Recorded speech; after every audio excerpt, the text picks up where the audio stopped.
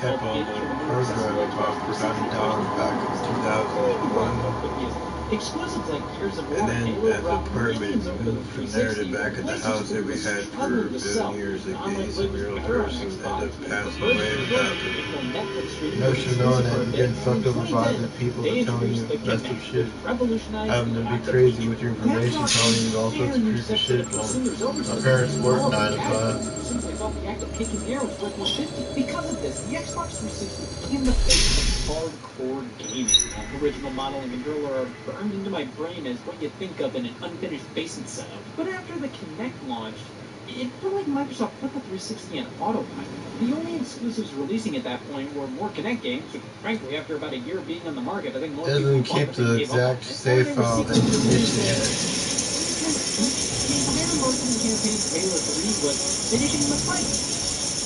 Do it again. Right when the 360 started to pump the brakes, the PS3 was in a bit of a renaissance. Which brings us in. Just barely beating the Xbox 360 right when the generation came to a close. The PlayStation 3 sold 87.5 million units, which surprised many. Like, I think most people still think the 360 won this. This is almost always seen as a flop in comparison to the competition. Overpriced, overpowered, underrated. So, after the break from the generation, nothing else stopped giving people this belief to buy it. Like Sony was continuing to pump out exclusives. In June of 2013, I saw so many people buy a PS3 just to play the last one. That was even the year the PlayStation 4 released. Sony was hell-bent on saving the PS3 after it was flopping hard.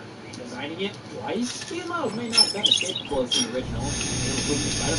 Frankly, the PS3 didn't sell initially because the cost theme market weren't enough exclusive and third-party games, and most of the third-party games ran better on 360 anyway, because it's easy for developers to program for. However, Sony addressed any of its strengths with the PS3 or not. I think the PS3 is a shining example that more sales at the start, those don't mean things won't work out in the end. Just you wait.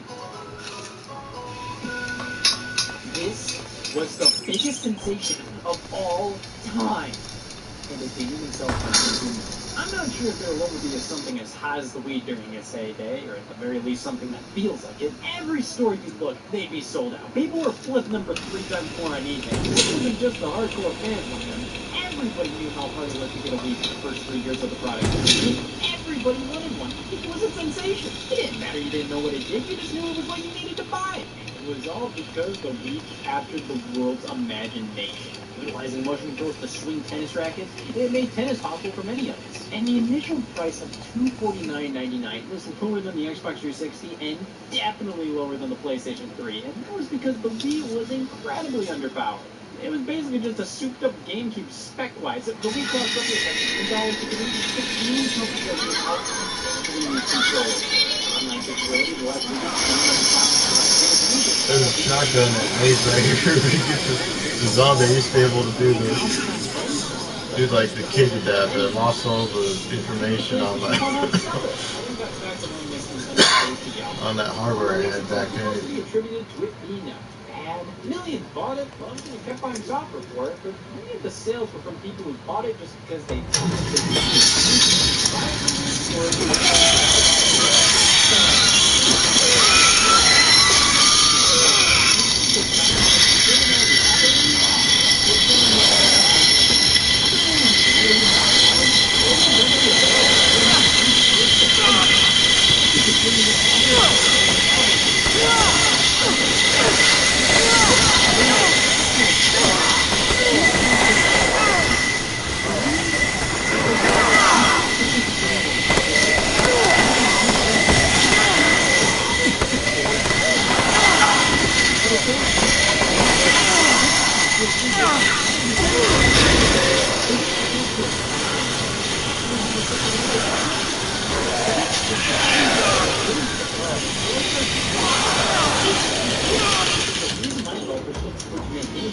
platforms. I think Nintendo could have made this the best